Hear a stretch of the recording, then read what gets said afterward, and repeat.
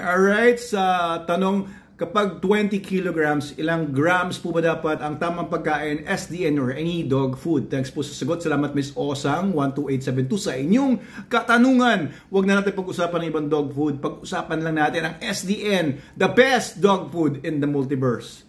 Ayan, so itong SDN, ang feeding guide po nito is 1% ng ideal body weight. Ibig sabihin, kung 20 kilograms nga po yung aso ninyo, ang ibibigay nyo lang is 200 grams per day na yun, one whole day na yun. Kung pinapakain nyo yung aso nyo 2 times, i-divide nyo yan into 2. Kung pinapakain nyo yung puppy nyo 3 times, i-divide nyo yun into 3. So, ideal body weight ang pinag-uusapan. Ibig sabihin, kapag yung aso nyo ay payat, 20 kilograms siya, ay ang basihan nyo dapat dyan, baka mga 25 kilograms or 30 kilograms kung sobrang payat yung aso nyo. So, bibigyan nyo mga 250 grams or 300 grams. Kung yung aso nyo naman ay sobrang taba, obese na siya or heavy overweight, 20 kilograms ang kanyang sukat or timbang, ang pagbabasihan nyo na baka mga 15 kilograms lang. So, depende po yon, 1% ng ideal body weight ang pakain po ninyo SDN. Kaya sobrang tipid nito.